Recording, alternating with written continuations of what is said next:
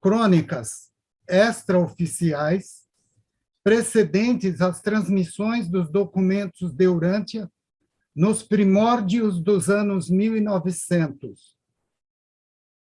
Há um plano divino especial para o destino do planeta Urântia, morada física do soberano supremo de Nébadon, Micael Jesus.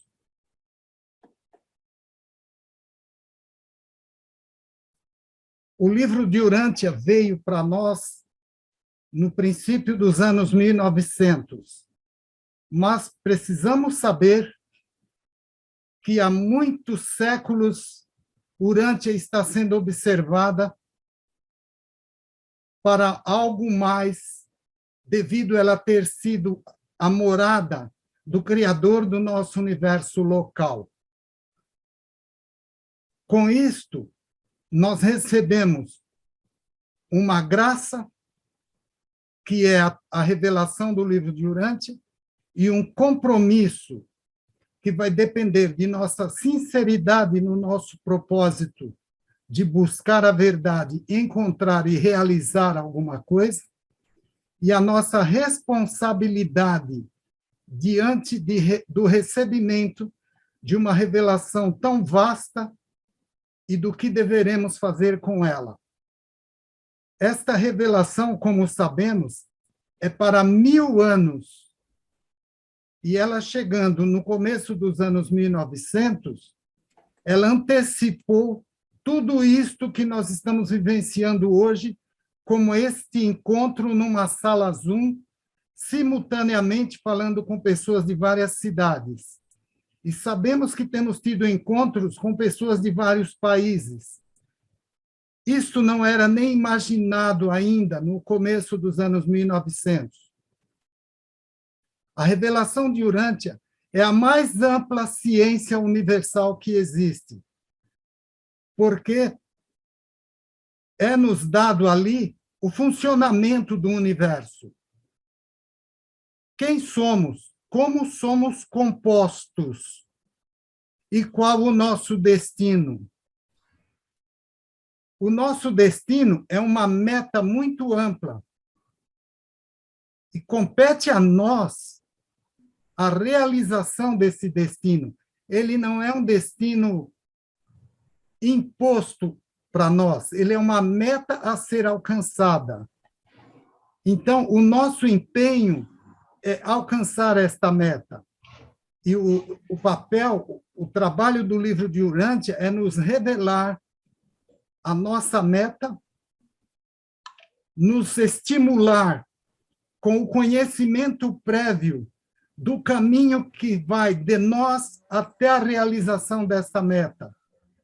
E é um conhecimento vastíssimo que tivemos o privilégio de ter sido entregue a nós em um único livro.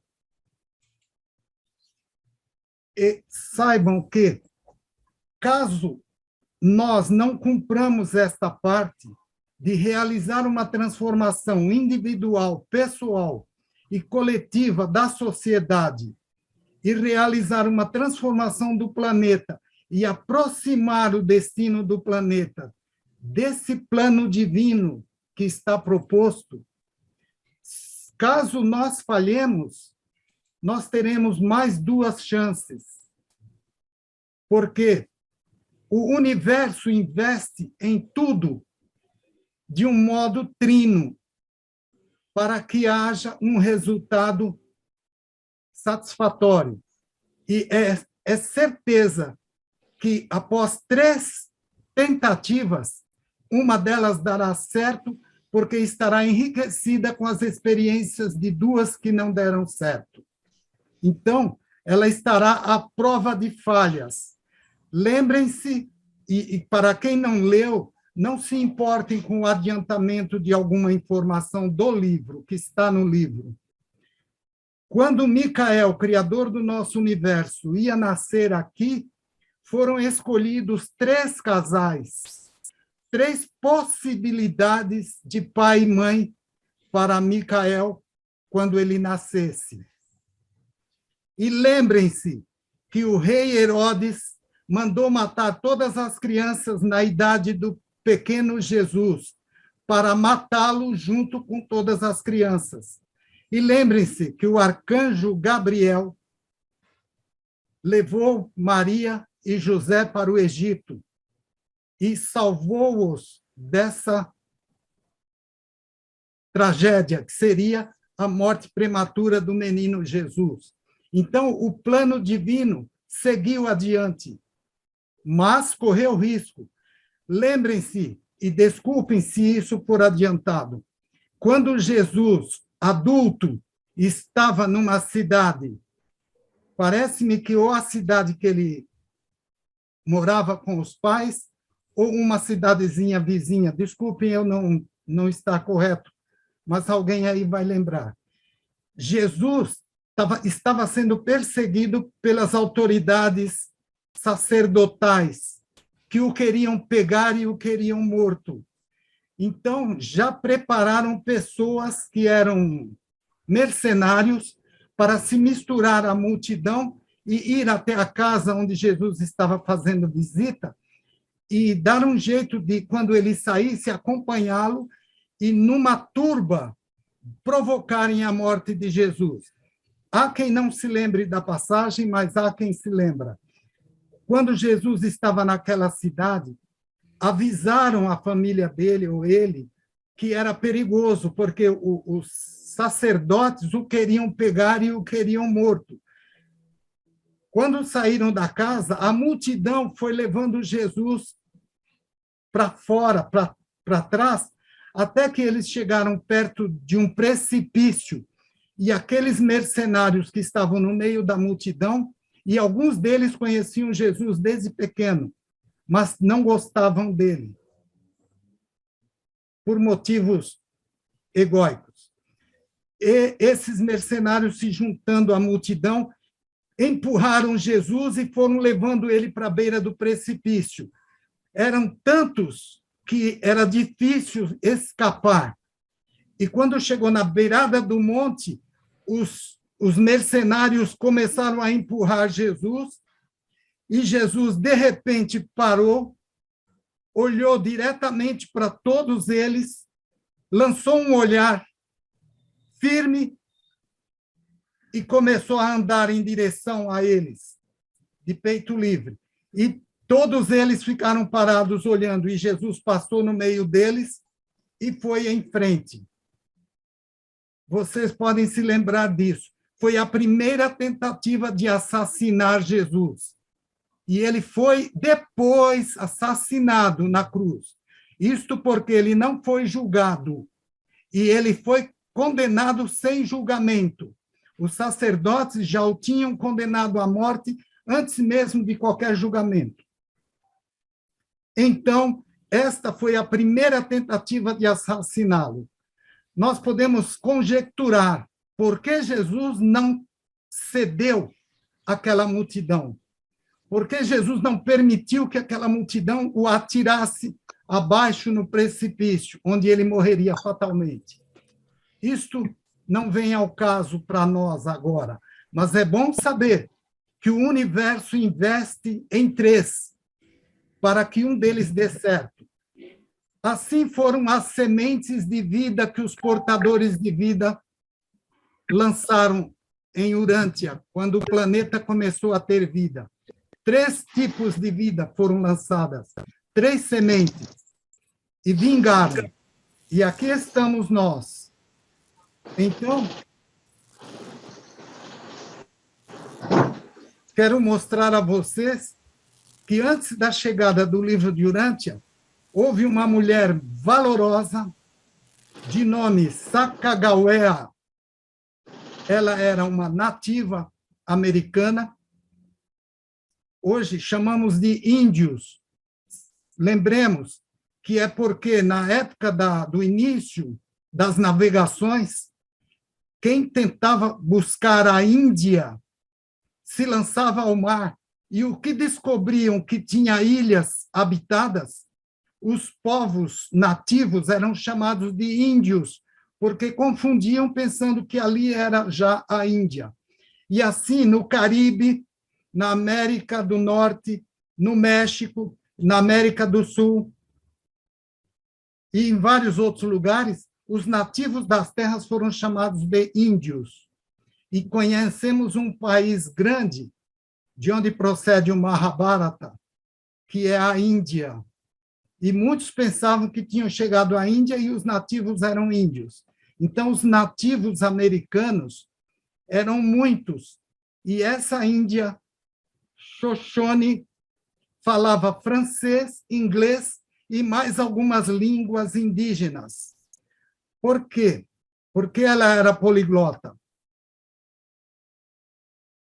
E o que ela tem de importante nesse trabalho? O que ela fez, pode subir, pode passar, Estela. O que ela fez foi guiar uma expedição americana muito importante para a fundação dos Estados Unidos da América.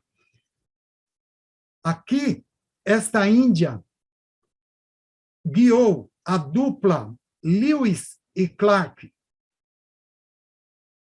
Pode subir, Estela. Ela recebeu esse nome de Sacagawea, ou mulher-pássaro. Ela foi sequestrada ou roubada, que era uma prática comum dos índios, quando ainda criança pequena, da tribo original dela, Shoshone. E quem a roubou eram da tribo Hidatsa. Então, a Sacagawea aprendeu a falar Hidatsa, ela falava Shoshone, e falava francês, e falava inglês. E o que acontece? Pode subir mais um, por favor. Nós vamos passar rapidamente. Aqui está ela, já moça. É só para ter um visual. Ela teve 2 filhos. O filho Jean-Baptiste Charbonneau, um garoto, e uma menina chamada Lisette, que nasceu depois. Os 2 filhos dela cresceram com ela. E aqui estão Lewis e Clark. Meriwether Lewis e William Clark. Eles, durante alguns anos, eles cruzaram os Estados Unidos da esquerda para a direita, ou seja, de oeste para leste. Então, eles foram descobrindo terras, desbravando terras. A Estela puder desligar o microfone de todo mundo, só liga quando for necessário perguntar, se alguém levantar a mão.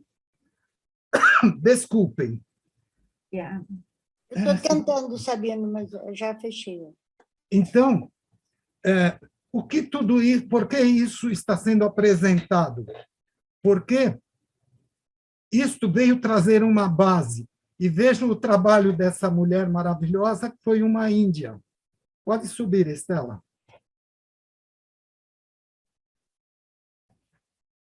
Aqui fala da expedição de Lewis e Clark, que foi de maio de 1804 a setembro de 1806.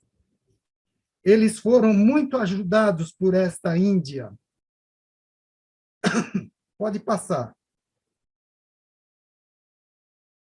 Próximo. São imagens, claro, que são imagens fictícias, mas temos que ter ilustração, e a ilustração que temos é da memória. Houve um momento em que, durante a expedição, eles encontraram uma tribo de índios agressiva, muito agressiva, e foi o trabalho de Sacagawea que se aproximou deles e transformou-os em amigos. E ela ajudou também muito a equipe de expedição. próximo.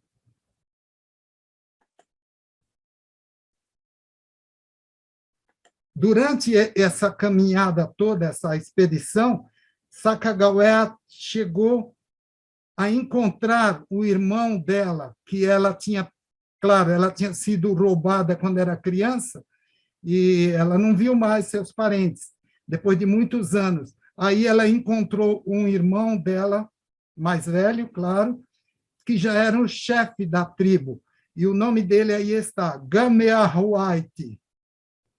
E eles ficaram muito felizes com o encontro. E como ele era chefe da tribo, e Sacagawea era guia de uma expedição, foi levantada muita confiança entre eles. E a amizade também cresceu entre esses americanos, com a expedição, que eram muitos, e a tribo de Sacagawea, que eram os Shoshone. E, tudo bem, segurei. Acontece que esses índios tinham muitos cavalos, e a expedição gostaria muito de ter mais cavalos, e receberam cavalos deles. E daí eles seguiram o caminho deles. Aqui fala de Sacagawea, que casou-se. Ela se casou com um explorador, caçador, mercador, chamado Toussaint Charbonneau.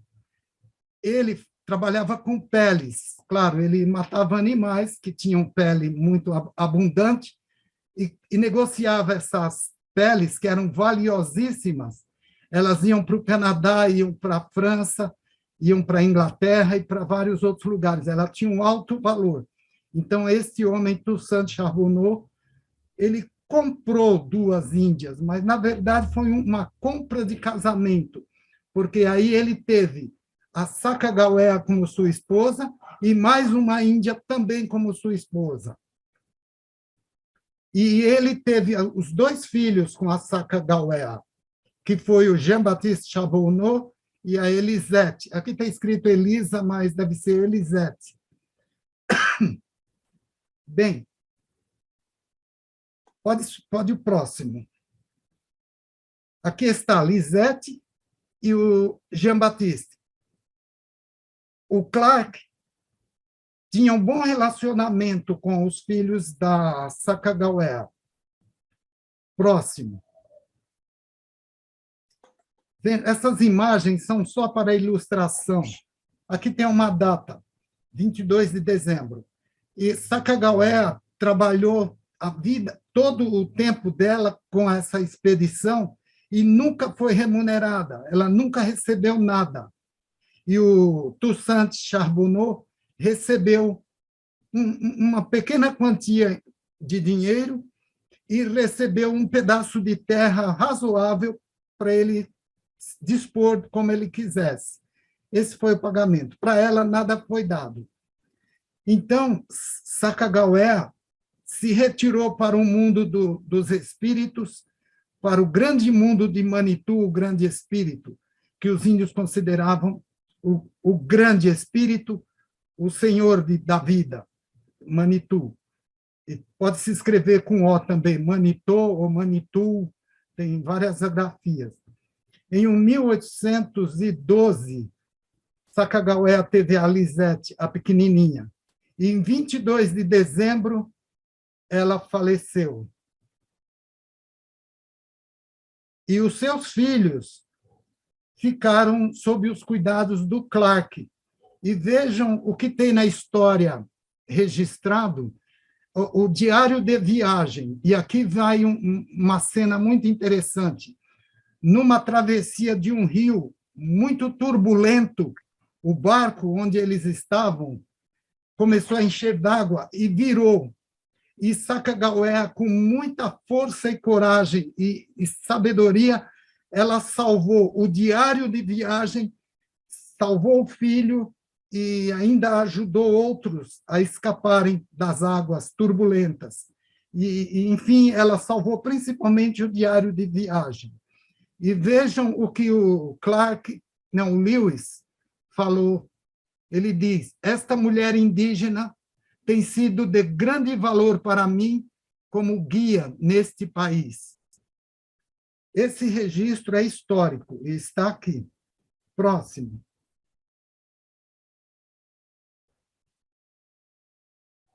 Aqui vamos chamar a atenção para Macventa Melquisedeque.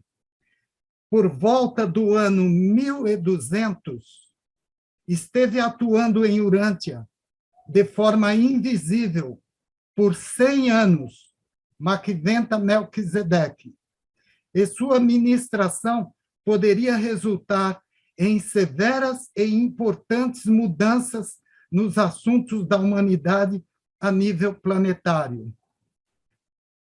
Algumas pessoas que talvez não leram sobre Melquisedeque, é só uma lembrança.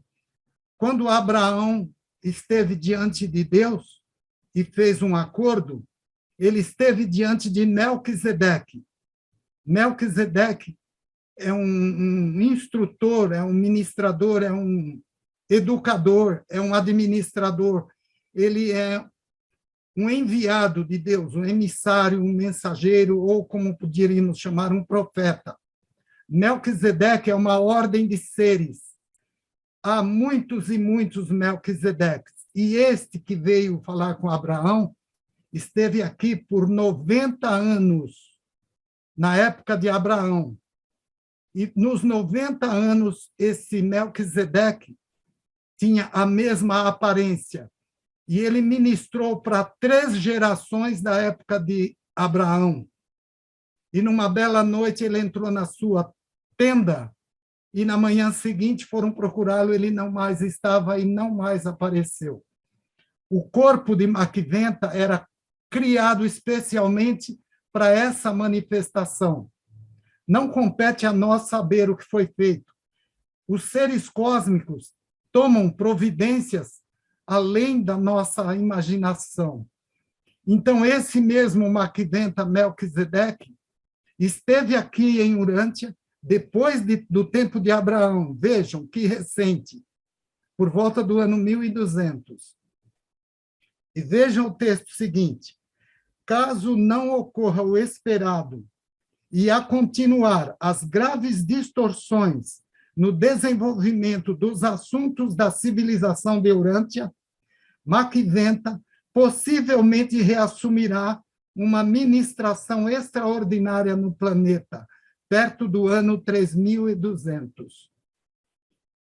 Isto é uma conjectura nossa, é um livre pensamento baseado nos fatos.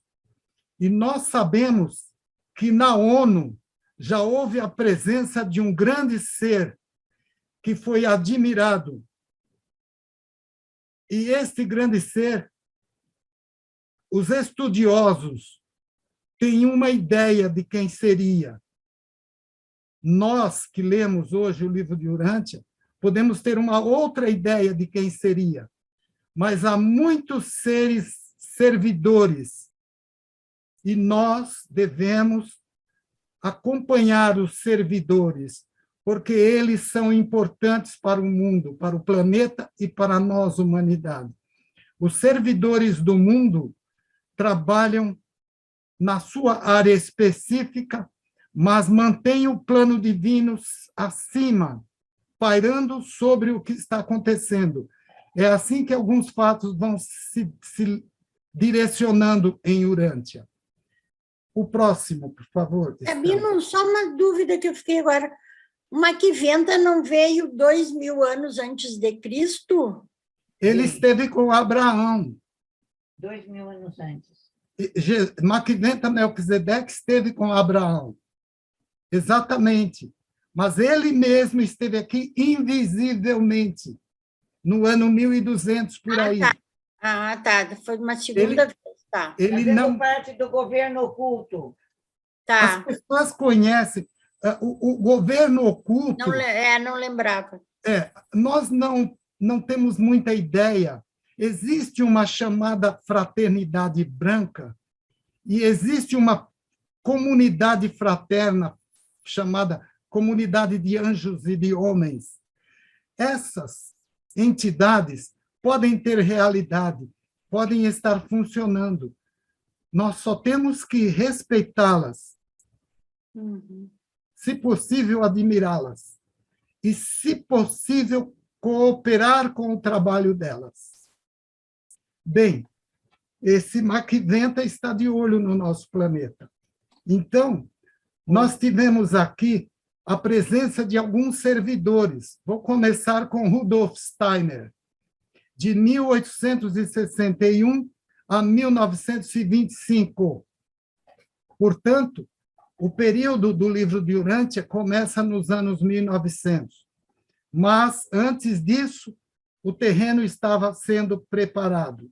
Rudolf Steiner foi liderado e foi até inspirado para formar uma comunidade, para elevar o pensamento humano, ampliar a consciência cósmica humana e criar uma escola, uma comunidade, o que fosse. E todos sabemos do trabalho da Sociedade Antroposófica, que é um trabalho baseado no conhecimento e nos ensinamentos de Rudolf Steiner. Aqui tem uma pequena parte do histórico de Rudolf Steiner. Pode passar o próximo, por favor.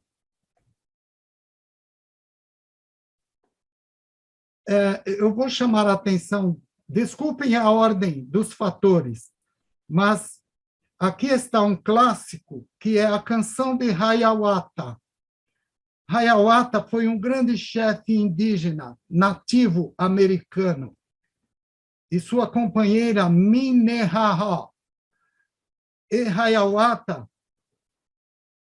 fez um grande trabalho junto a muitas tribos indígenas, e havia tribos guerreiras, havia tribos que não toleravam a presença de ninguém nas proximidades, que eram realmente ferozes, eram até, como poderiam se dizer, monstruosos quando atacavam outras tribos. E Hiawatha, ajudado por uma mensageira das estrelas, formou uma confederação, não ele só, mas com outros, e durante décadas formou uma confederação que servia de estrutura para que os índios sobrevivessem à avalanche que viria para o continente na forma de caravelas. E essas avalanches trariam um grande perigo para os nativos. E esse perigo estava na forma de armas que eram movidas à pólvora que foi descoberta pelos chineses, cujos chineses posteriormente também iriam para a América em busca do ouro. E todos os povos que para lá foram em busca de ouro dizimaram com os povos nativos. Alguns poucos restaram. E Hiawatha foi um nobre índio, um chefe. E existe um épico que é chamado A Canção de Hiawatha. E vocês devem se lembrar que Walt Disney criou um personagem índio chamado Hawita, ou, para aqui no Brasil, Avita. Alguns devem lembrar. Ele tinha uma irmã chamada Pão de Mel, na história. Esse Hiawatha é um fato. Aqui está a foto, alguns documentos que estão na internet disponíveis para conhecer Hiawatha. Então, ele não é tão famoso assim como o chefe Touro Sentado, mas ele é tão importante quanto, ou talvez mais. O próximo, por favor. Aqui está um livro escrito por Longfellow, um grande escritor americano.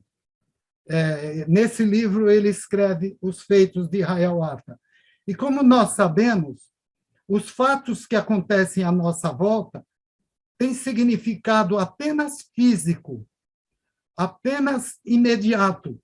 Nós, muitas vezes, não fazemos ideia do alcance daqueles fatos. no conjunto, digo no conjunto do país, ou do continente ou do planeta.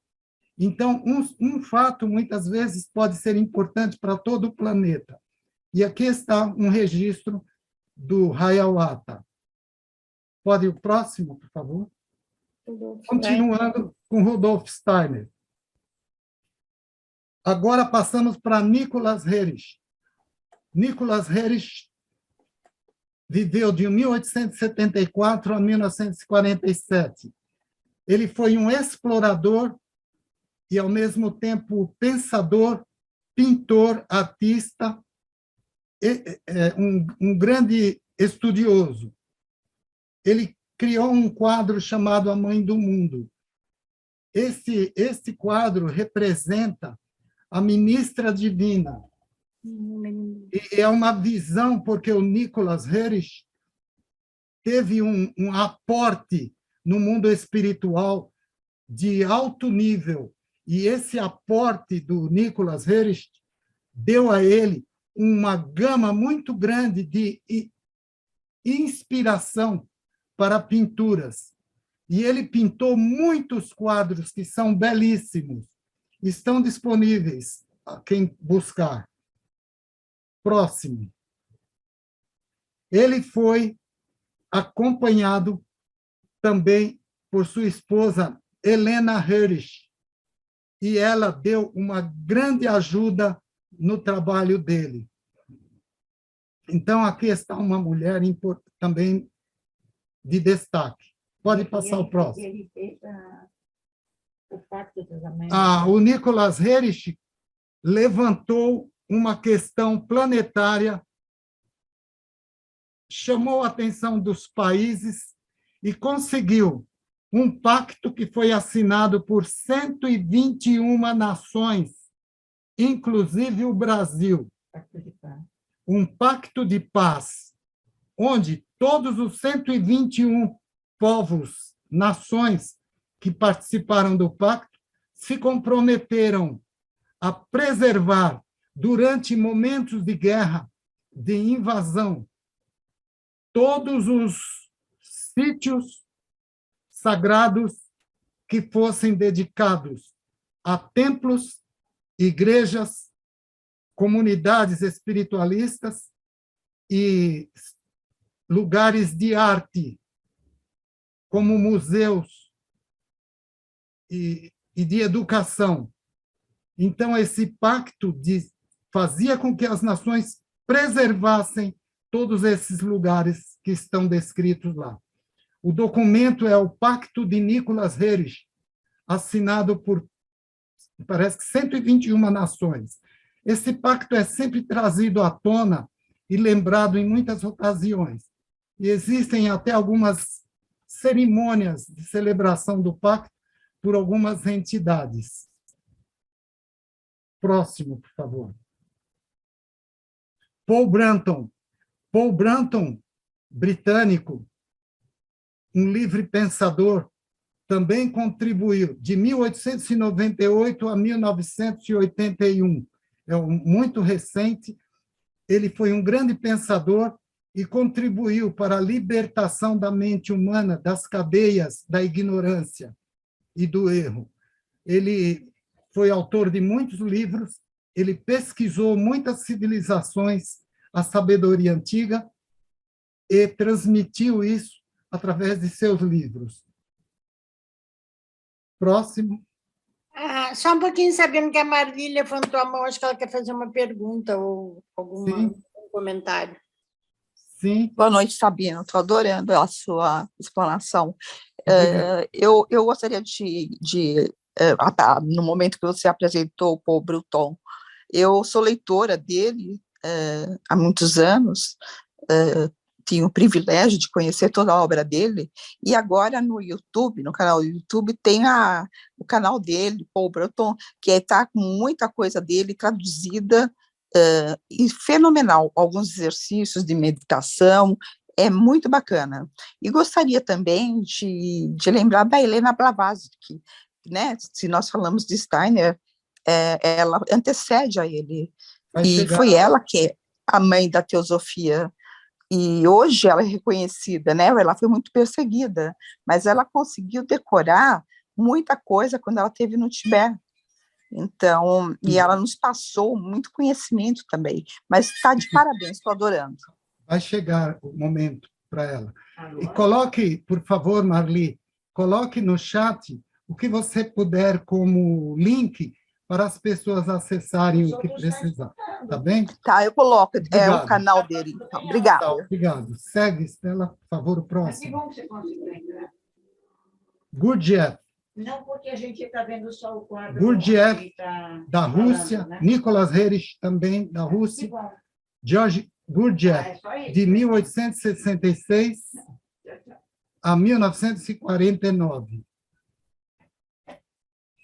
Um bom período. Gurdjieff, também um livre pensador, que também elevou o pensamento humano a um grau mais elevado. Ele também ficou responsável por criar uma escola e elevar o pensamento humano e libertar a humanidade. Ele criou um trabalho chamado Quarto Caminho e é frequentado e acompanhado por muita gente. Com licença um pouquinho.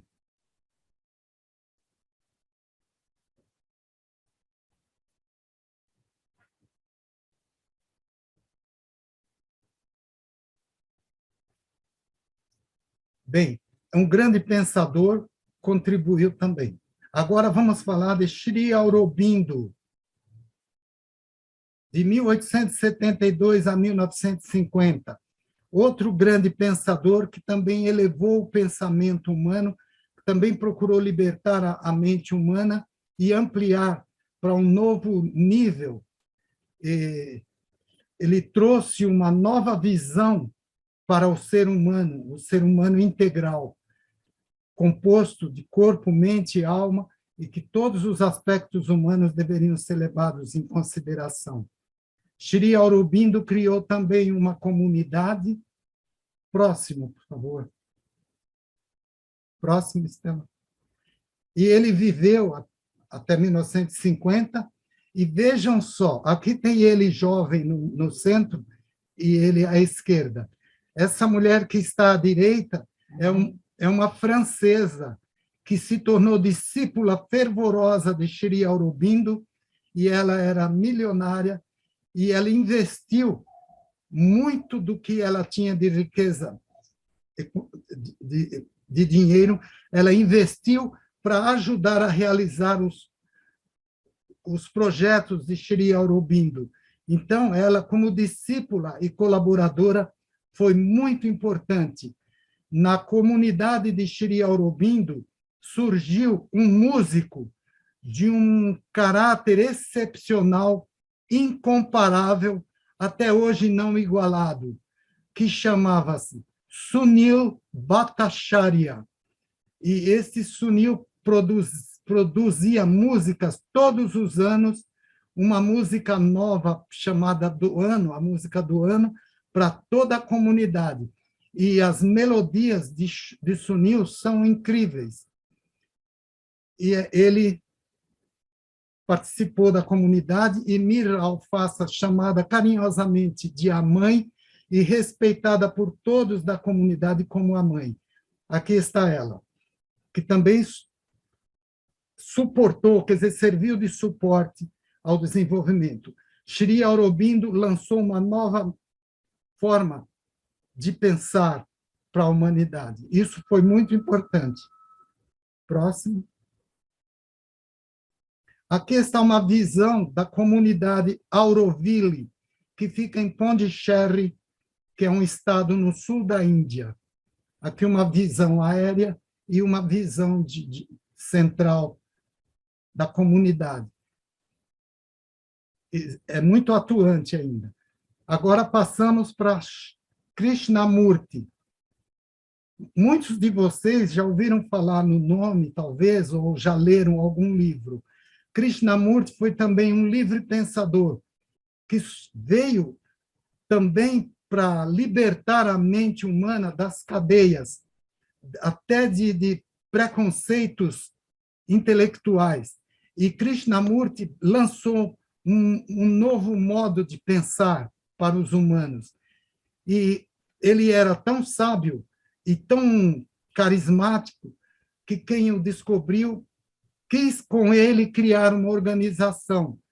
Quando perceberam que em volta dele ia surgir uma organização e que ele iria ficar dependente, ele se libertou, recusou o papel de dirigente e não quis saber de dirigir uma organização, porque ele ia nas faculdades, nas universidades e falava, fazia conferências e era muito bem ouvido. Então, o Krishnamurti mostrou ao mundo uma nova forma de organizar a mente e de lidar com a mente. E ele foi muito importante, e é ainda, porque muitos ainda leem todos os seus livros. Próximo passo. Próximo. Nós não vamos ler esses trechos, que é muito longo. Annie Besant, aqui está uma mulher valorosa. Ela foi uma das que descobriu o Krishnamurti e que deu amparo e apoio a ele. Annie Besant. Alguém pode ler o que está escrito aqui, por favor? Posso ler? Pode. Da sua vida agitada e trabalhosa, narra a autora episódios emocionantes que aumentam a nossa admiração por esse grande espírito, que não sabemos quando mais brilhou, se na luta ao lado dos materialistas, em benefício do povo sofredor e oprimido, se ao lado dos espiritualistas, quando após o providencial encontro com a imortal Blavatsky, iluminou-se-lhe o espírito para trabalhar num outro setor com mais ampla ciência. Então, aqui, essa mulher foi valorosa e importante na base da nossa busca pelo pensamento mais elevado. Annie Besant deu todo o apoio a Krishnamurti, inclusive de ele não dirigir uma organização, que ela participou. E quando ela encontrou Blavatsky, que é a Helena Petrovna Fadeev Blavatsky, russa, a Annie Besant deu um grande apoio a ela. Ela tinha também um marido e outra pessoa que também ajudou. Tudo isso antecede a criação da Sociedade Teosófica, e que depois deu outros ramos que vieram a surgir em alguns países, inclusive no Brasil. E Annie Besant foi muito forte no trabalho de Krishnamurti. Podemos seguir? Próximo. Aqui está a época dela.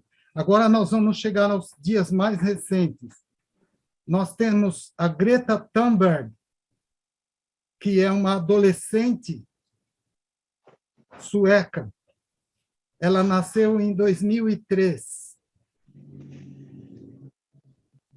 E a Greta Thunberg, uma criança que começou a colocar o mundo de pernas para cima, porque ela não ficou em silêncio com o que estava acontecendo com o mundo. E ela começou um movimento na escola, e do movimento dela, todas as escolas do mundo começaram a seguir o exemplo.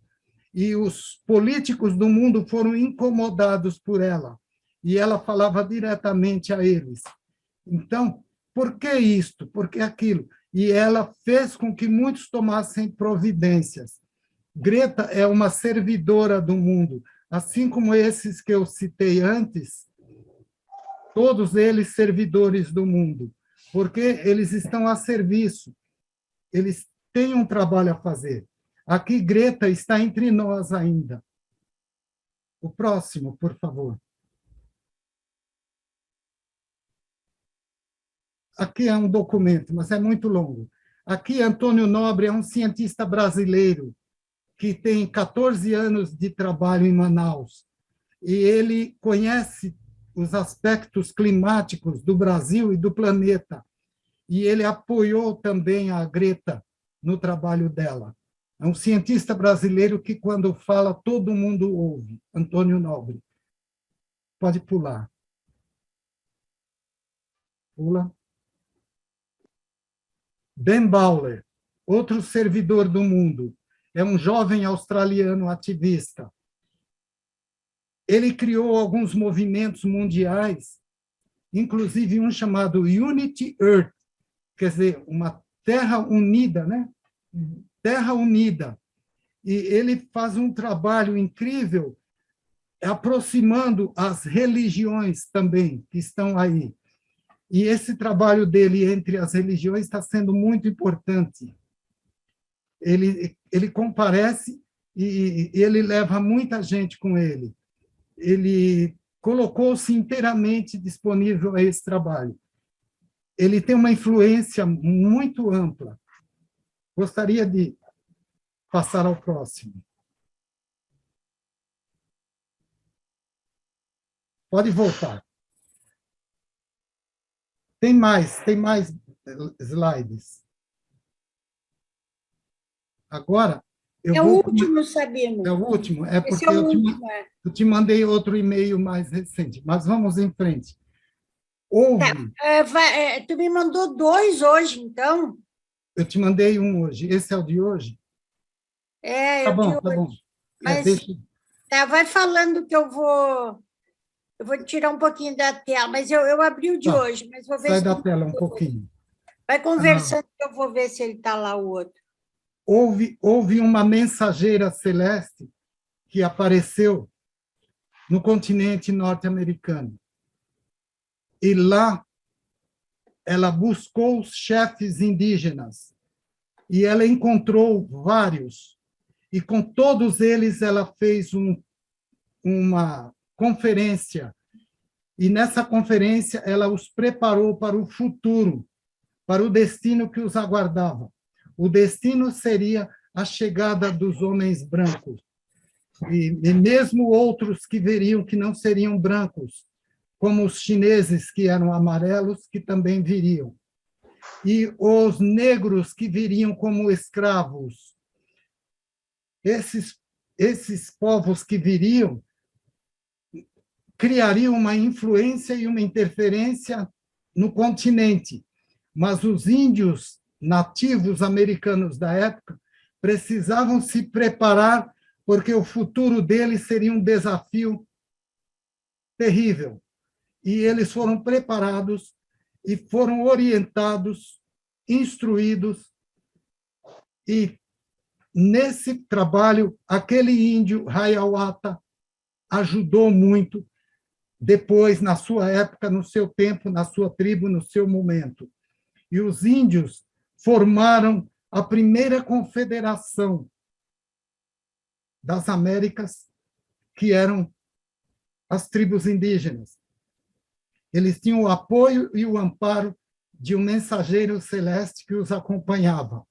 Não foi nenhum ET, não baixou nenhum disco voador, eram simplesmente esses seres como os que apareceram para Abraão, ou para Isabel e para Maria.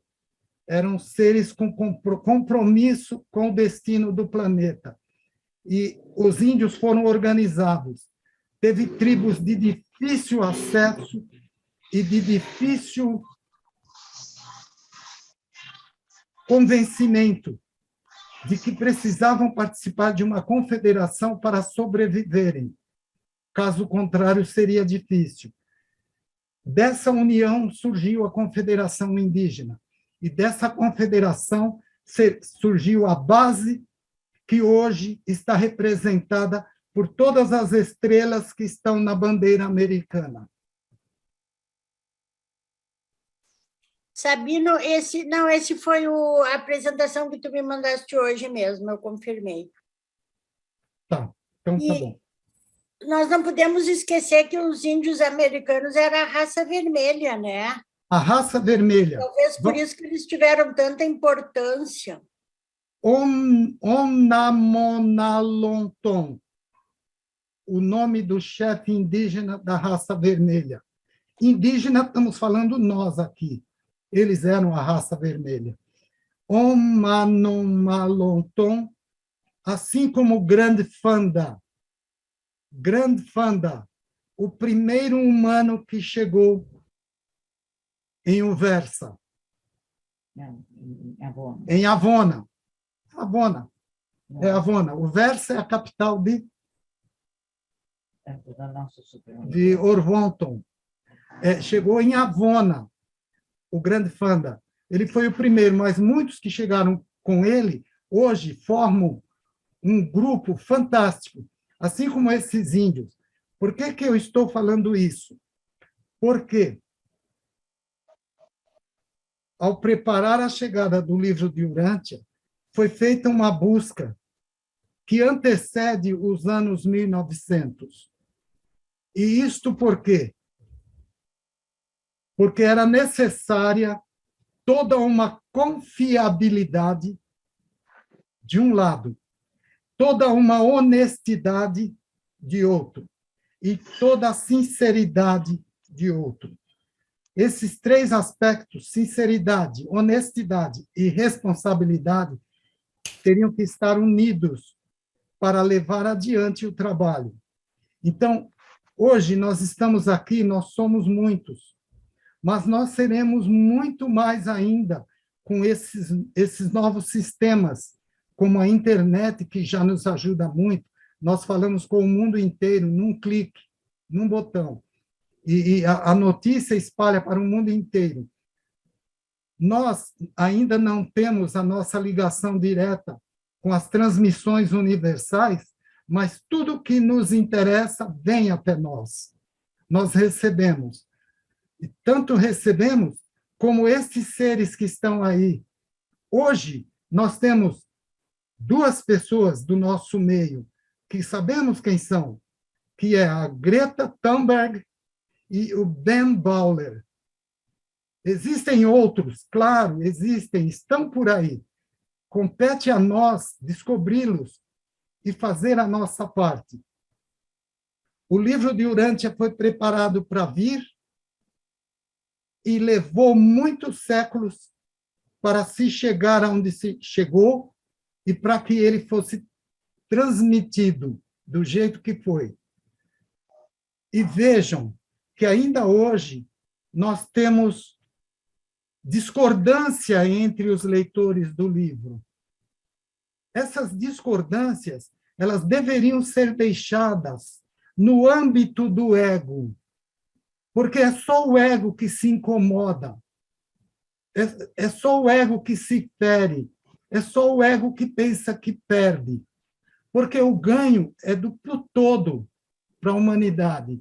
Então, o livro chegou inteiro.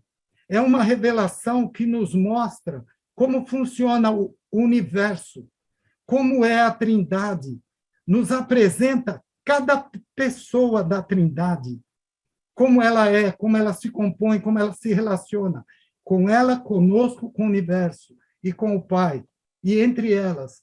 Então, é um trabalho fantástico. É a mais alta ciência contida num livro.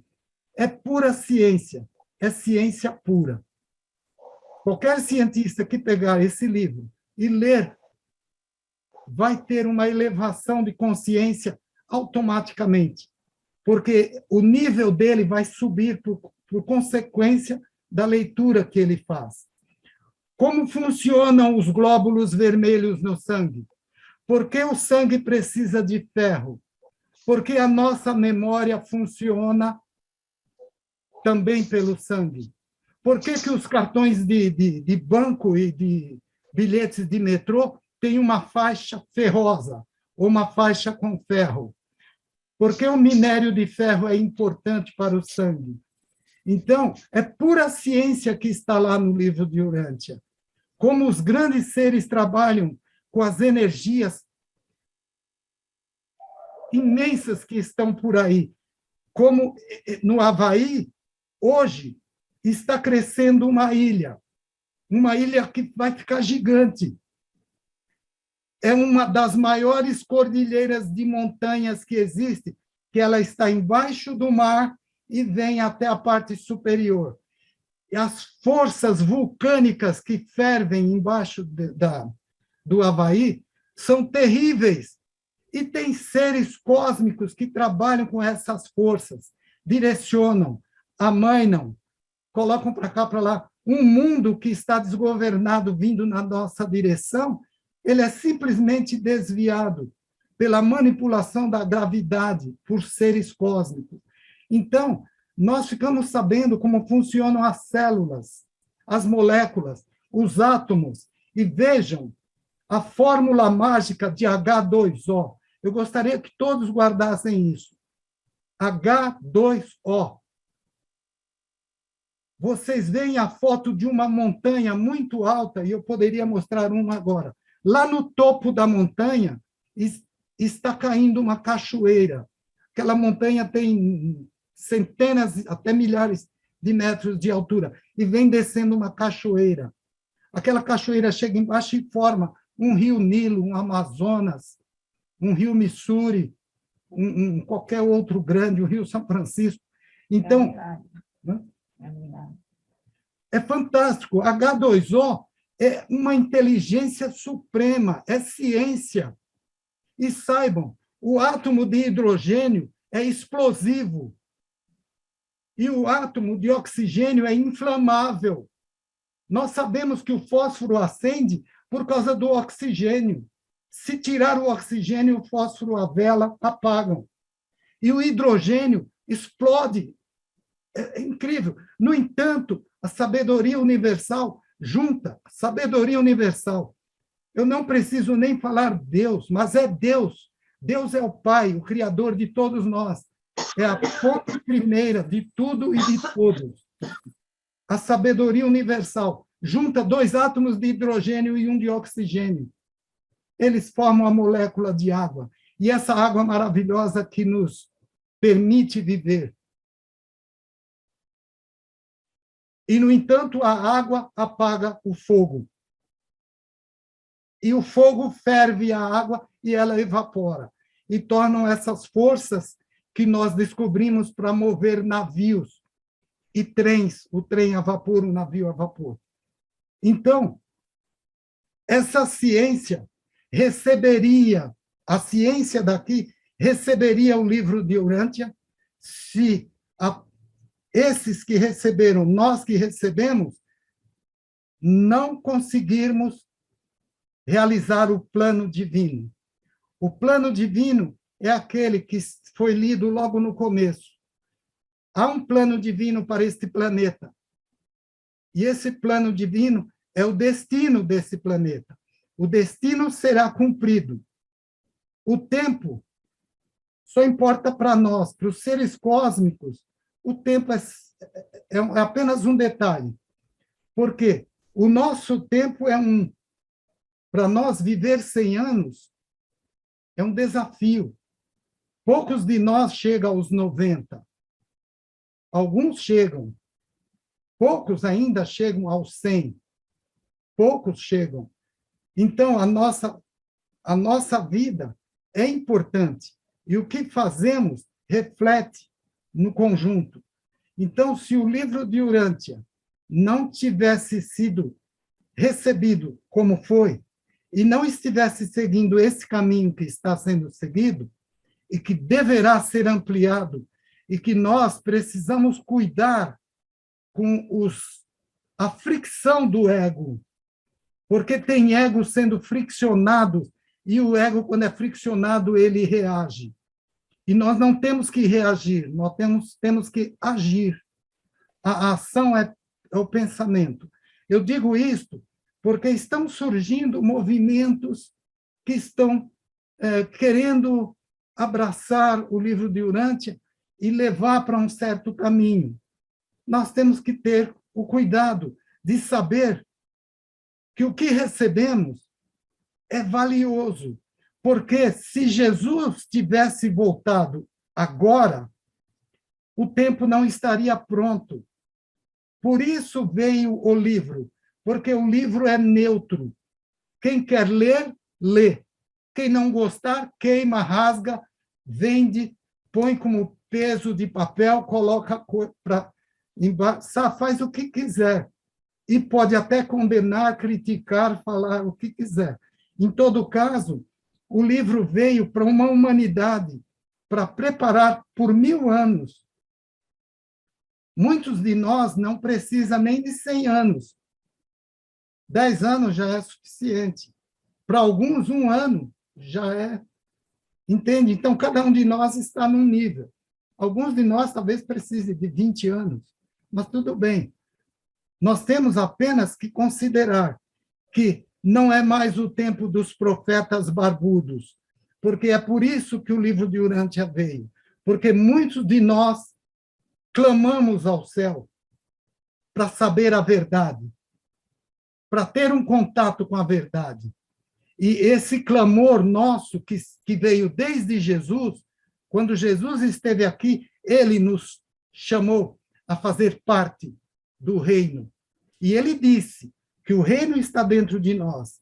E o livro de Urântia diz, uma parte divina do Criador reside em nós. Se tivermos uma mente clara, funcional, e tivermos a vontade livre para escolher por nossa própria escolha, e não por sugestões e por manipulações, mas escolhermos livremente, nós estaremos escolhendo algo interno, que é o reino do céu que está dentro de nós. Esse reino do céu é o ajustador do pensamento que mora em cada um de nós. Os nossos encontros são valiosos, porque nós somos mais do que pessoas, mais do que mentes, mais do que almas. Nós somos ajustadores do pensamento aqui, agora, conosco. Então, nos nossos encontros, guardemos um tempo para o corpo, com a mente, um tempo para a alma e um tempo para o espírito. Dar a César o que é de César é dar ao mundo tudo o que o mundo precisa para a sua vida. Arte, cultura, lazer, ciência, filosofia, tudo o que o mundo precisa, dai ao mundo o que é do mundo. E dar a Deus o que é de Deus é tudo o que pertence a Deus. E a Deus pertence o Espírito Infinito. E o nosso tempo é a coisa mais valiosa que temos e podemos dedicar a Deus. Porque se o nosso tempo é dedicado a Deus, que mais podemos dar? E esse tempo, Deus não quer de nós as 24 horas do dia, os 365 dias do ano. Aquilo que fazemos com intensidade e com integridade, que se chama com retidão, corpo, mente e espírito, unificado, isso tem um valor e é propagado. Isto tem valor. Então, nós temos o nosso tempo. E o nosso tempo é o que podemos dedicar ao próximo. Alguém queria fazer uma pergunta? Assim que tu encerrar essa parte, eu estava esperando tu respirar, mas é que a Marli faz tempo que levantou a mão. A pergunta, por favor. Marli. Enquanto tu descansa um pouquinho. Não, eu ia fazer um comentário, mas eu acho que não é próprio no momento. Mas eu estou gostando. Então tá. Mais alguém, já que o Sabino fez uma pausa?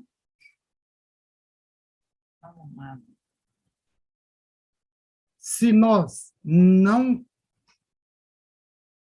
concluirmos um bom trabalho, e eu acredito que nós vamos concluir, alguma coisa surgirá, de algum modo, para dar continuidade. Então, nós não ficaremos desamparados. Não sei se dá para entender isso. É porque tem coisas que... Eu queria fazer uma pergunta, Sabino.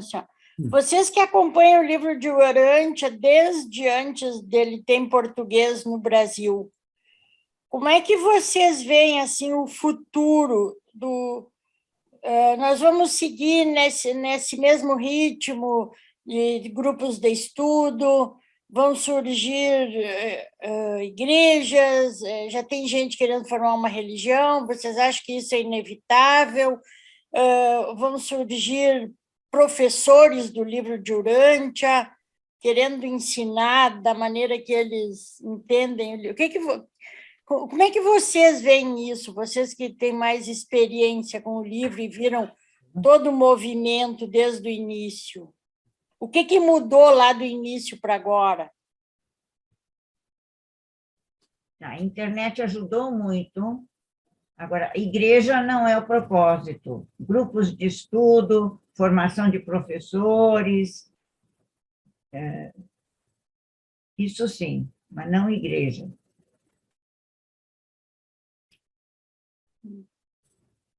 Porque as igrejas separam as pessoas e a finalidade é unir as pessoas. Eu gostaria de falar mais uma coisa importante, já que a pergunta chegou nesse ponto. Existe um empenho para a união das religiões. Esse empenho vem se levando por décadas.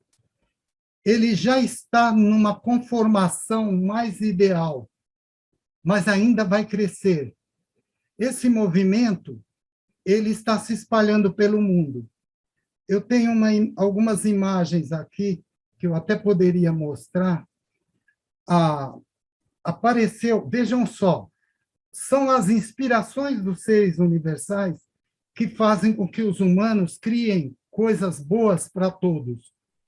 A Organização das Nações Unidas surgiu com um propósito para direcionar um pouco melhor as nações mais poderosas e para também, por outro lado, proteger, de algum modo, as nações mais frágeis. Então, a ONU está sendo vigiada de perto, mas existem manipuladores humanos que trabalham na área política, econômica e científica. Esses manipuladores procuram desviar alguns propósitos, mas eles devem ser descobertos e desarmados. Por quê? Porque, no fim, se os nossos assuntos não chegarem na direção do destino, os seres cósmicos tomarão providências. Por isso, Maquiventa Melquisedeque disse aquilo. Muitos de nós dizemos, se Jesus voltar, não sei o que vai ser dele. Jesus não precisa voltar, mas imaginem um Melquisedeque voltando e falando com as autoridades do planeta. Nós não precisamos esperar este momento, mas é bom saber que nós podemos fazer alguma coisa. Nós temos força como indivíduo e como grupo, e como comunidade. Quando nós somos uma comunidade, nós temos uma representação maior e mais ampla. E é assim que as coisas acontecem. Hoje, a FIFA, Federação Internacional de Futebol e Associados, está prestando um serviço à humanidade de um valor inestimável. Nós não enxergamos. Por quê? Porque não é da nossa área comum de interesse. Vejam, o que nós temos a ver com o futebol? Talvez nada. Mas vejam, os eventos do futebol estão trazendo na sua esteira efeitos muito interessantes que estão aproximando povos que muitas vezes são inimigos. Então, a FIFA, com sua organização, com a sua agenda e com o seu cadastro, com seus associados, poderá vir a ser um grande instrumento pacificador do mundo.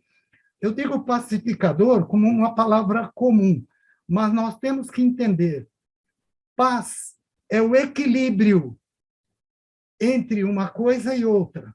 Isto é paz, é o equilíbrio. Então, pode haver guerra, por algum motivo, sim, mas apenas aquela que tem que resolver aquele assunto. Se aquela guerra se expandir e se tornar planetária, ela perde a sua razão inicial e ela passa a ser uma aberração. Então, ela deve ser combatida. O mal não é uma totalidade, é uma pequenez apenas necessária para valorizar o bem. O roubo é aquilo que acontece para desenvolver a honestidade. Mas quando o roubo se tornar moda, perde-se o valor da honestidade. Então, tudo o que acontece que provoca deve ter limite. Esse limite deve ser respeitado. Somente os limites devem ser respeitados, seja da opinião, seja do direito, seja do que for. Todo limite sendo respeitado, as coisas entram nos eixos. E a paz exatamente não é a ausência de distúrbio, não é a ausência de problema, é o problema na medida certa para que haja o equilíbrio. Então, temos que ter certeza que o bem sempre vence, deve vencer e vencerá, porque ele é sempre maioria. A Marli levanta a mão de novo. Sim. Sim, Marli. Oi. Parabéns, muito bom a explanação. Mas eu gostaria de alertar que nós temos a obrigação, o dever, de ficarmos atentos. Assim como Jesus teve os milicianos que queriam empurrá-lo para o buraco lá, nós temos várias instituições que foram criadas para o bem comum e elas estão minadas com pessoas para destruí-las. Falamos da ONU, ou falamos da OTAN, ou falamos da FIFA, ou de seja lá o que for, não importa. Então, nós temos a obrigação de ficarmos atentos para que essas ferramentas que são a serviço do bem comum não estejam contaminadas para destruir o bem comum ou para destruir o cristianismo, né?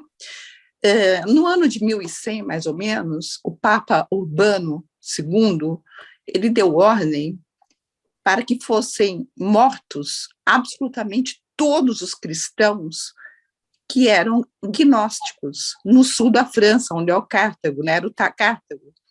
Mas ele mandou matar, assim, como se fosse a Inquisição, todos os cristãos. Quer dizer, o próprio Papa da Igreja Católica Apostólica Romana, ele exterminou. Por quê? Porque a igreja que está lá, ela não é a igreja que Cristo fez, ela é a igreja que os homens fez. E os homens gostam de poder, né? Então, o Cristo, o que ele nos deixou, os ensinamentos, eles se perderam, porque o poder dos homens deturpou, fizeram com que a necessidade de ter uma igreja para você ir buscar o perdão, sendo que o Cristo falou que o perdão de Deus está dentro de você, que é o que o livro de Urântia fala, é gnosticismo. Então, nós precisamos mesmo ficar atentos, porque às vezes nos grupos de que tem melhor boa intenção, às vezes tem pessoas que estão a serviço do outro lado. É o caso da Greta, que é uma menina que é jovem, mas quem patrocina e leva ela, a voz dela para todos os locais do mundo é o George Soros, que ele é anticristo. Ele mesmo fala, ele é anticristo, antifamília, e ele é totalitário, de um Estado forte. É só entrar em qualquer canal da internet, pegar uma entrevista dele, que ele fala notoriamente. Então, assim, tem pessoas que, às vezes, têm a maior das boas intenções, mas são usadas. Hoje em dia, nós temos as condições para verificarmos, e mesmo assim, às vezes, caímos em cilada. Então, eu acho que o livro de Urântia é muito bacana, ele é muito claro, é uma delícia estudar, e só a gente não pode entrar em dogmas, né? Não podemos ser dogmáticos porque acaba estragando o jogo. Ele acrescenta demais, eu acho que ele não é assim vamos deixar de estudar o hinduísmo, o judaísmo, o islamismo, ou seja lá o que for, vamos acrescentar sempre, aumentar sempre, né? Então, é o mais importante, mas nós temos que ficar muito, muito atentos, mas muito atentos, porque em lugares bons tem pessoas que não são boas. Outra coisa, aqui no Brasil nós somos muito espiritualistas, demais espiritualistas. O conceito de outras vidas, como tem em outras religiões, né? No catolicismo sempre teve, no cristianismo lá atrás. Então, às vezes, quando a gente fala alguma coisa, algumas pessoas, assim, são radicalmente contra e nos cortam nos estudos. Então, eu acho que dentro dos estudos filosóficos, onde se encontra aqui o nosso grupo, que eu tenho participado e que cada dia eu gosto mais, eu acho que nós não podemos falar, isso não existe. Porque cada pessoa tem uma interpretação. E um ajuda o outro. Mas eu estou adorando a vossa explanação. Muito obrigada. Obrigado pela contribuição. Alguém mais gostaria de alguma? Pode baixar a mão, Marli, por favor. Obrigado. Alguém mais? Alguma pergunta? Alguém?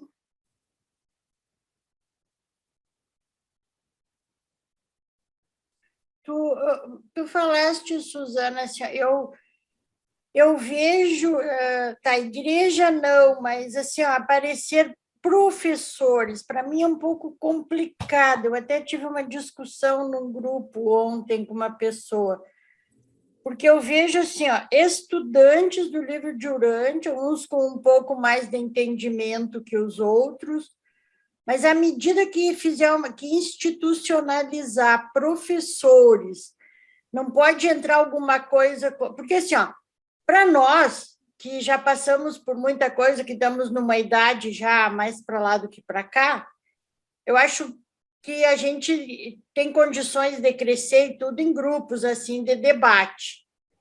Vir alguém ensinar o livro de Urântia para nós, eu acho meio difícil, porque podem nos ajudar na compreensão. Tem pessoas que têm uma facilidade incrível, assim, olha o Sabino aí também tem uma oratória incrível. Tem outras pessoas também que são excelentes facilitadores. Mas professor, para mim, me soa alguma coisa como catequizar. Porque se vai pegar nós, adultos, assim, já com uma certa base, ninguém vai nos ensinar o livro de Urântia, pode nos auxiliar na compreensão. Mas, assim, ó, o que cada um vai tirar, o ensinamento do livro de Urântia, cada um vai tirar na medida que aquilo ali servir para ele de acordo com a evolução dele. Se nós tivermos professores para crianças, inevitavelmente vai ser uma catequização. Orientador, então, facilitador. Facilitador é a melhor palavra do que professor. Facilitador eu concordo, mas também... Orientador. Tá, mas também não pode só mudar o nome. Eu acho que não pode ser professor, vir catequizar. Eu acho que o livro de Urântia é um livro para... por isso que eu acho um pouco difícil, assim, até para crianças e coisa, né? Porque é de difícil compreensão. Para nós não corrermos o risco de criar uma instituição com professores e daqui a pouco nós temos aí pastores pregando, mesmo sem uma igreja. Eu tenho certas restrições com essa coisa de professor. Posso estar errada, né? Mas é assim que eu penso.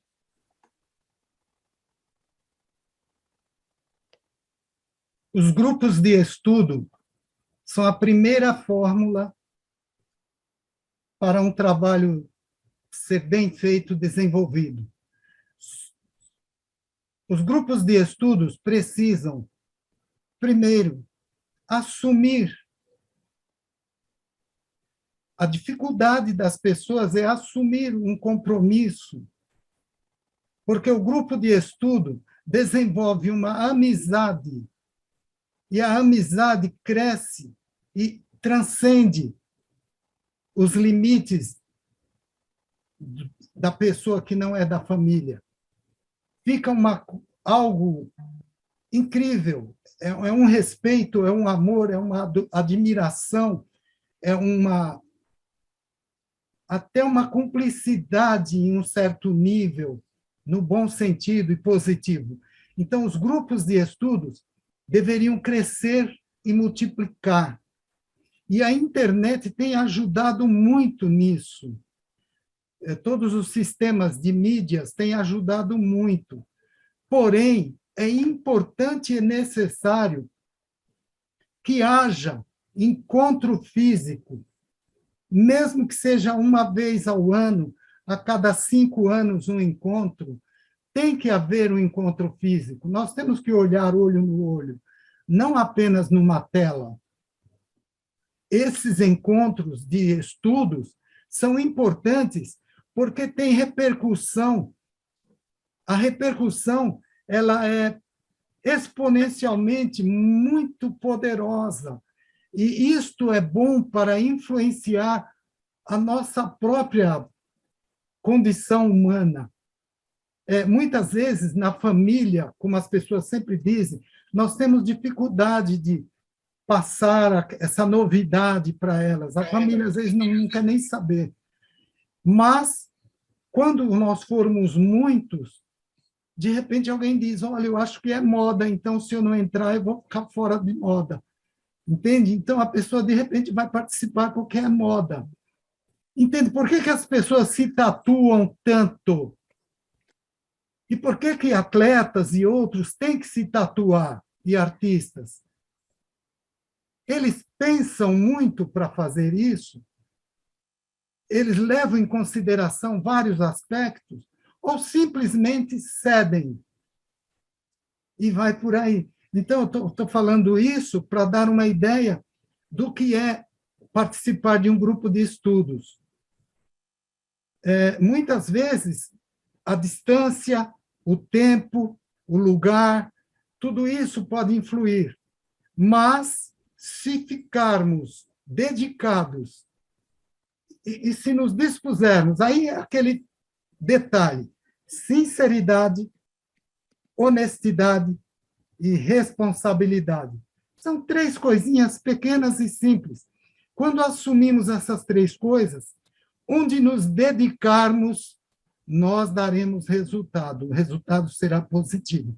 Então, esses grupos que surgem, eles poderiam crescer, mas nós vemos, as pessoas vêm e vão. Entende? E depende de cada uma. Mas nós precisamos, de fato, considerar que nós participamos, por exemplo, de um grupo humano. Muitas vezes, a omissão de alguns pode prejudicar um grupo muito grande, porque se é necessário aquele número e aquele número não alcança, perde-se por causa de alguns. E esses que muitas vezes se omitem não estão incomodados com os outros. Então, nós precisamos, por um lado, trabalhar o ego, para o nosso ego se desvestir de ser o primeiro a ser satisfeito e se colocar partilhando com o outro aquele momento. Então, nós precisamos partilhar mais, compartilhar. E os grupos de estudos são tudo o que foi pedido desde o início.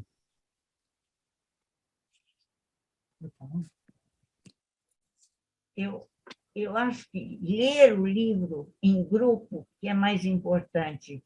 Não ensinar, é ler e compartilhar. Aquele que entendeu, ou aquele que fez a pergunta, aquele que entendeu responde.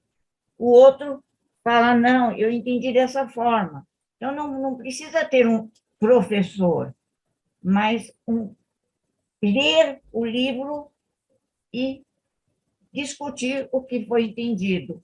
E, claro, vai aumentando o nível à medida que formos compreendendo mais e mais. Olha, se nós falarmos de nomes, assim, de títulos, existem vários interessantes. Na Rosa Cruz se fala mestre, do seu mestre, né? Nas monografias, ou quando a gente fala alguma coisa, ou orientador. Na maçonaria se fala vigilante, né? Quando você está na fase da aprendizado. Então, assim, eu acho que professor realmente é um nome que ele limita um pouco, ou ele dá uma certa limitação assim, eu sou o mestre, sabe, assim, tipo, muito forte. Mas, assim, esse momento que nós estamos vivendo, é meio difícil nós falarmos em reuniões presenciais, né?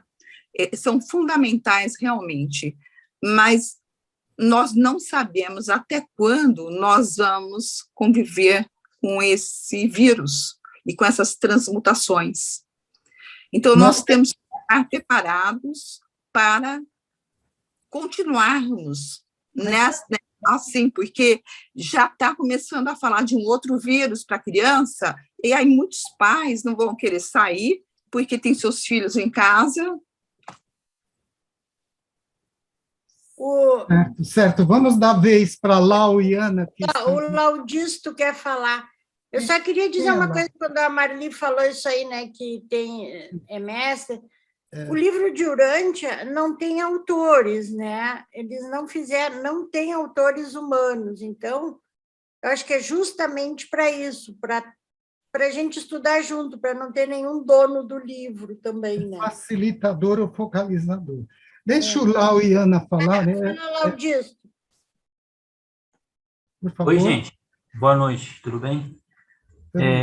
O Sabino falou bem aí, ele comentou sobre a gente expandir os grupos de estudo, né? E ele falou sobre pessoas que vêm e vão. Eu comecei a ler o livro de Urântia, em contato com o livro de Urântia, já há 2 anos, né? E nesses 2 anos, eu já comentei, a gente fica querendo, né? Vamos dizer assim, trazer as pessoas, né? Mostrar isso aí para as pessoas, tudo. E eu não consegui ninguém ainda. É difícil, né? Você falar para as pessoas a respeito disso, né? A gente tem várias religiões evangélicas, cristãs, espíritas e outras aí, e tem pessoas também que não estão ligadas a religiões nenhuma, né? E a gente, às vezes, tenta, né? Inserir esse assunto no meio de uma conversa, quando alguém fala alguma coisa desse cunho, a gente tenta comentar alguma coisa, um ou outro até pergunta alguma coisa, mas assim, eu não sei se de repente seria interessante, quem é leitor do livro há mais tempo aí, e que já esteve, né, presente aí em outras religiões, né, em diversas outras religiões, que conhece mais a fundo outras doutrinas, que a gente, de repente, conseguisse, sei lá, descobrir um modo, né, de criar uma isca, né, para poder trazer mais pessoas para esse movimento, né, para a leitura do livro, porque a gente sabe, a gente que já leu o livro, a gente sabe que o livro, ele é desreligiado, né, ele não é um livro de uma religião ou de outra, né,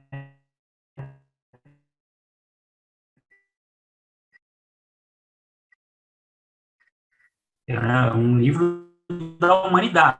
Então, ele engloba todas as religiões, podem continuar seguindo as suas religiões e igual a gente faz, né? E começar a entrar, ler o livro e começar a fazer essas comparações, começar a fazer essas compreensões, né? De acordo com a evolução de cada um, né?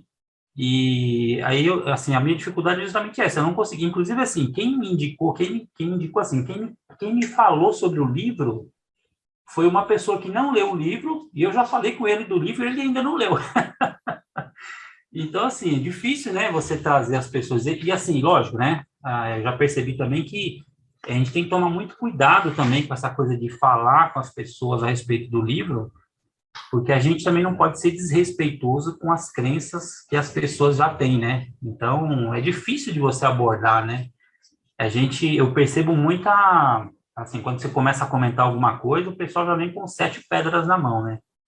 é difícil, mas eu não sei se vocês que lêem o livro há mais tempo aí, Sabino, tem muita gente que lê o livro já aí há anos, muitos anos, né? Se a gente poderia pensar assim, formar um jeito de como abordar essas pessoas, né? De como despertar, né? Como assim, montar uma isca, né? Alguma coisa que a gente pudesse apresentar para as pessoas para poder trazer mais pessoas para o movimento, né?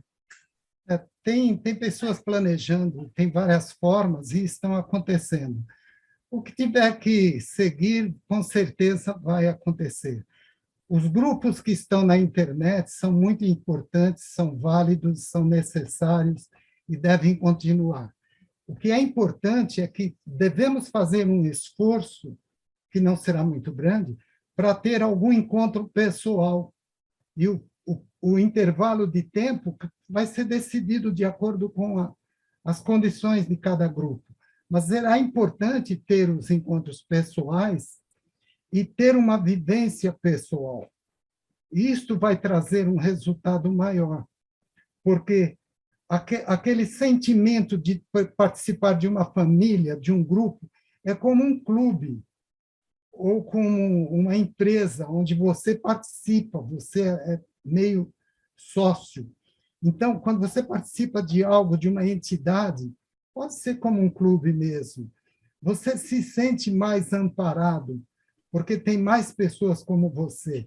E participar de um grupo te dá uma estrutura melhor até, para desempenhar o seu próprio trabalho.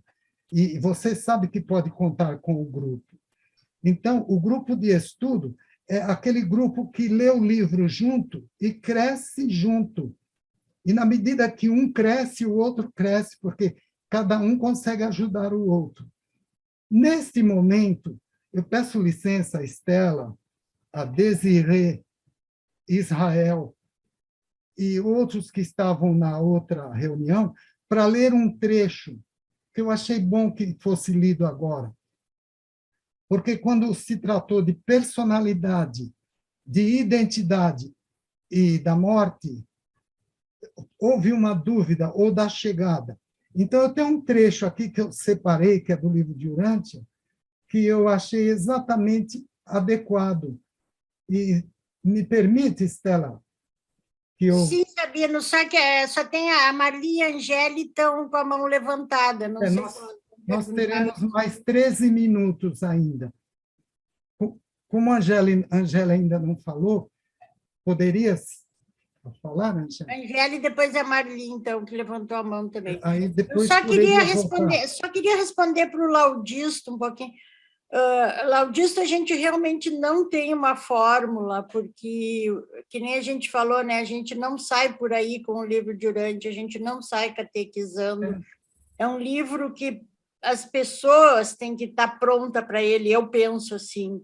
E outra coisa, nós temos muitos leitores, mas uma das coisas que eu vejo, assim, as pessoas não se dispõem, porque aqui, estudar o livro de Urântia em grupo, mesmo virtual, um grupo sempre, ele é trabalhoso. A gente tem que gerir os conflitos, a todas as pessoas, eu, pelo menos comigo, aconteceu isso no início, eu era muito mais intolerante, assim, nos grupos, impaciente, né? A gente tem que exercitar a paciência, a tolerância, a gente tem que ouvir a opinião de todo mundo, aceitar, mesmo que a gente não concorde. É trabalhoso.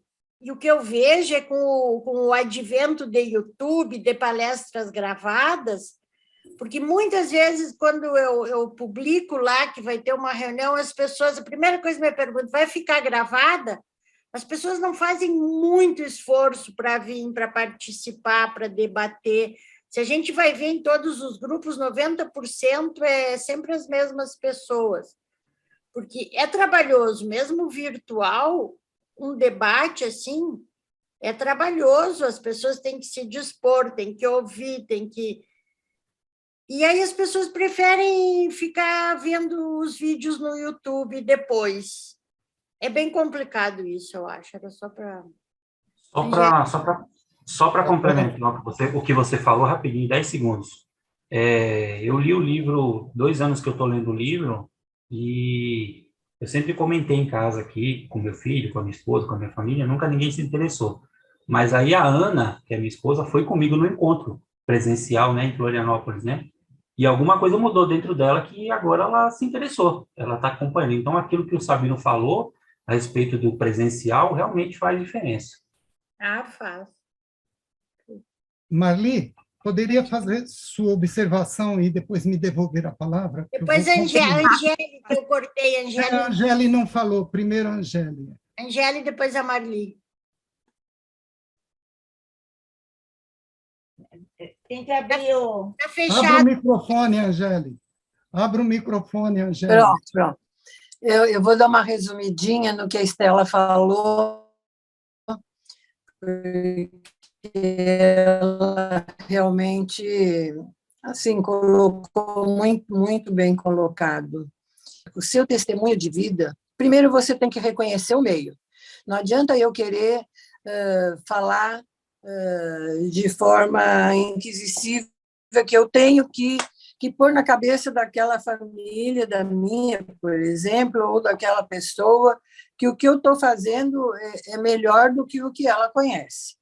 Então, tem pessoas que são tão convictas naquilo que ela frequenta, ou seja, religião, filosofia, o que seja, que às vezes não dá para mim impor nada.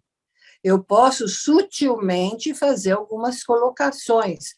Agora, o meu testemunho de vida é que vai fazer com que aquela pessoa queira saber o que eu estou fazendo. Então, isso eu acho que é assim, o mais importante. Eu, conversando com uma amiga há poucos dias, ela é de um partido e eu sou de outro. Fecha e ela vídeo, não quer, tá dizia para ela mais. Oi. Cortando Então, se a pessoa, por exemplo, está ainda cortando? Tá? Senão eu mudo de local. Então, eu acho assim, eu penso assim, não adianta muitas vezes a gente querer muito. Claro, a gente gostaria muito que todos aprendessem e seguissem aquilo que a gente está acreditando, né? Mas é o nosso modelo de vida, é o nosso testemunho, é que talvez vai querer que a pessoa queira saber o que será que ela está fazendo. Eu sou muito conversadeira, às vezes eu sento do lado de uma pessoa no ônibus, no metrô, e começamos a bater papo. A primeira coisa que eu pergunto, dependendo do nível da pessoa, eu quero saber qual é a religião, o que ela segue, porque dá para perceber, né? E aí a gente aproveita também, dá os recados, mas é isso, a gente não tem que ter isso como um sofrimento, porque o povo, infelizmente, é muito acomodado mesmo. É só aqueles que realmente querem é que vão buscar.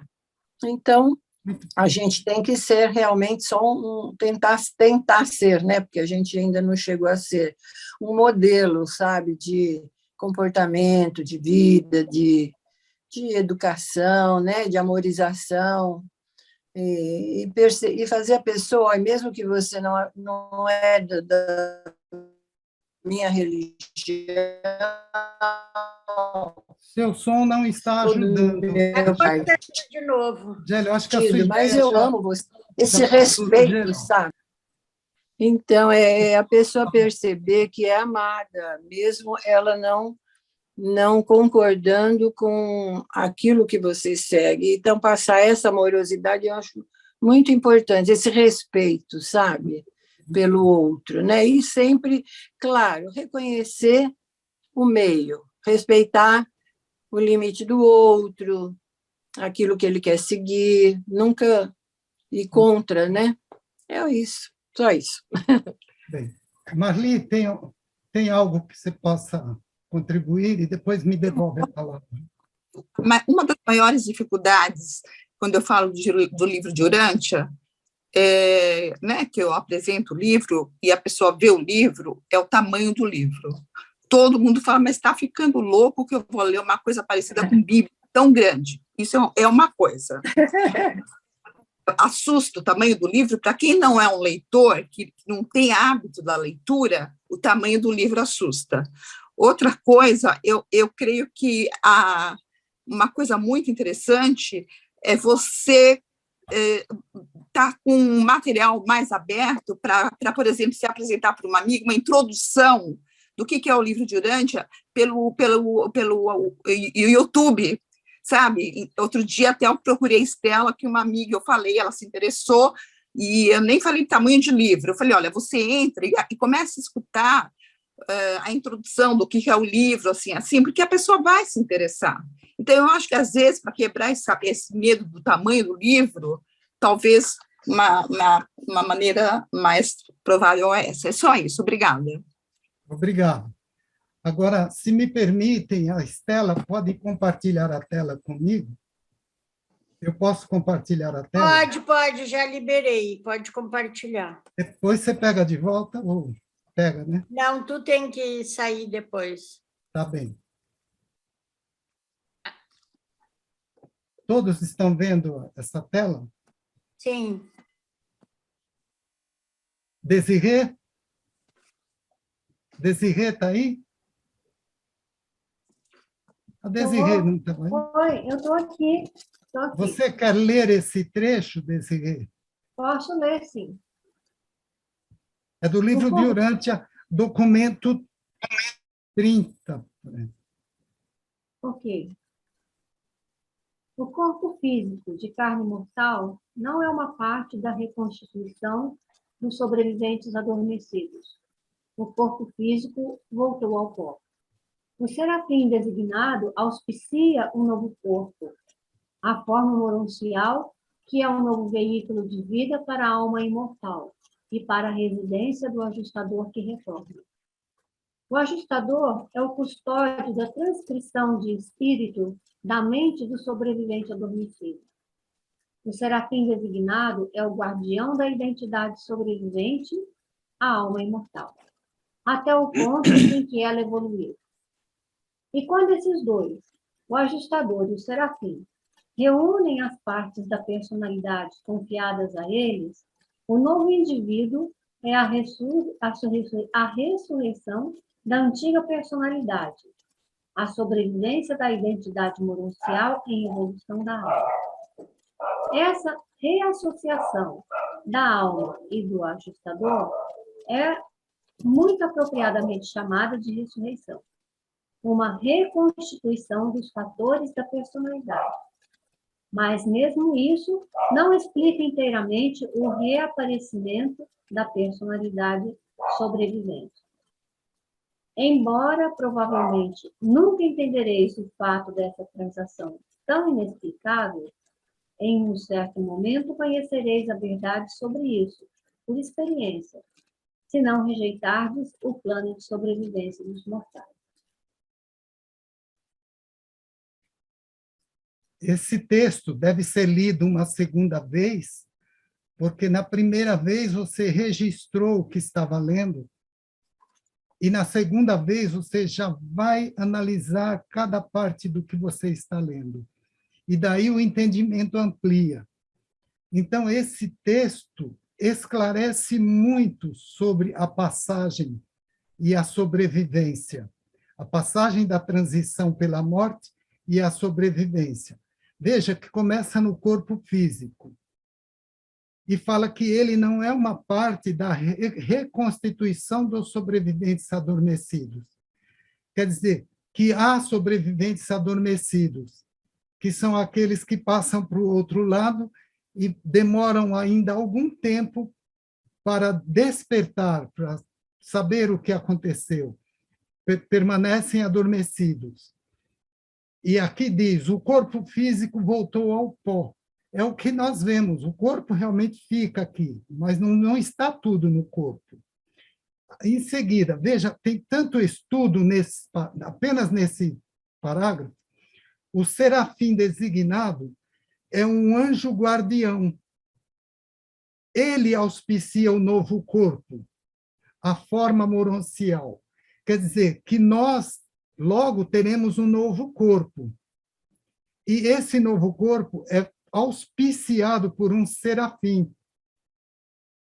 Nós não sabemos as minúcias e os detalhes de como esse serafim vai conseguir esse corpo. Aí entra em ação uma série de entidades, seres ou pessoas, personalidades, que nem fazemos ideia da quantidade. Quando eu falei do Havaí, das cadeias de montanha e dos vulcões, e de seres que movimentam aquelas energias de gravidade, seres semelhantes trabalham para a criação do corpo moroncial novo. E esse serafim, que é o nosso anjo guardião, ele vai providenciar, é ele que se responsabiliza por isso. Nós, e quem é esse nós que está lá esperando esse corpo? Então, veja como aqui é claro.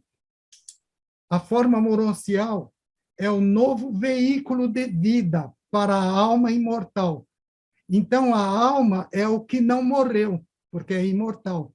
Então, foi a alma que está do outro lado e que vai receber um corpo moroncial. Percebem como tanto detalhe está num trecho? E essa alma imortal, para a residência do ajustador que retorna. Então, nós entendemos que, quando morremos, o ajustador vai a algum lugar, depois ele volta. Enquanto isso, está sendo providenciado o corpo moroncial. Aí, olhem, o ajustador é o custódio da transcrição de espírito da mente do sobrevivente adormecido. Quer dizer, a memória de valor, a memória de significado e a memória de importância, o ajustador é quem é responsável por guardar e transcrever da mente do sobrevivente adormecido, porque tudo que está na mente é sintetizado. A nossa vida inteirinha está sintetizada. Ela pode ser contada pelo ajustador em 5 segundos, a vida toda. Então, o serafim designado. Então, já sabemos, o nosso anjo da guarda, o anjo pessoal, é quem guarda a nossa identidade sobrevivente. Quem é sobrevivente? A alma imortal. Então, essa alma imortal ainda é guardada pelo anjo. Nós não estamos sós. Então, mesmo quem não acredita em anjos, nem em Deus, nem em vida após a morte, vai estar diante de um guardião.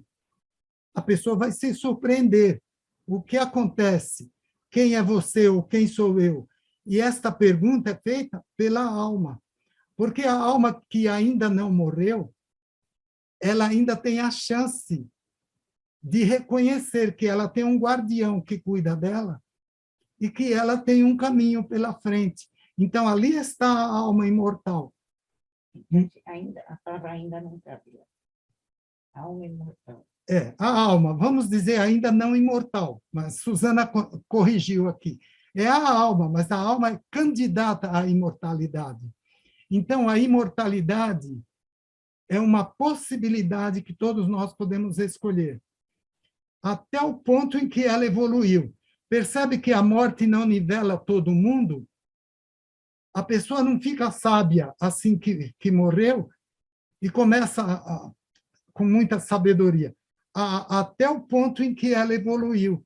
Então, toda a riqueza cultural, intelectual, filosófica, psicológica, religiosa, mental, toda a riqueza de experiência que nós temos é o ponto em que nós evoluímos. E aqui está, naquele ponto nós estamos do outro lado. Não há mágica, não há nada que mude o ponto que nós alcançamos. Nossa, aí, isso merece uma sala inteira, né, Sabina? É um parágrafo, exato, é assim o grupo de estudo. É. Olha, e quando estes dois, já são dois, por isso Jesus disse, onde 2 ou 3 estiverem reunidos em meu nome, não só eu e vocês que fazem 2 ou 3, aqui também, ó, quando estes dois, o ajustador e o serafim, que é o anjo nosso da guarda, reúnem as partes da personalidade confiadas a eles. Então, tem uma personalidade aí, perceberam? Então, a personalidade foi dividida, uma parte foi para o Serafim e outra parte foi para o ajustador. E eles reúnem aqui. O novo indivíduo, aí nós vamos nascer de novo. O novo indivíduo é a ressurreição da antiga personalidade. Então, esse novo indivíduo é a antiga personalidade ressurgindo, ressuscitando. Então, esse novo indivíduo é a antiga personalidade. Aquele que diz, eu sou, aí ele é ele de novo. A sobrevivência da identidade moroncial. Moroncial é tudo que vai além da morte daqui até o paraíso. Chegando, só no paraíso é espiritual. Em evolução da alma, quer dizer que a alma continua evoluindo. Essa reassociação da alma e do ajustador, quer dizer, eles se associam. A palavra associação é muito usada no livro de Urântia e é muito lógica e muito prática.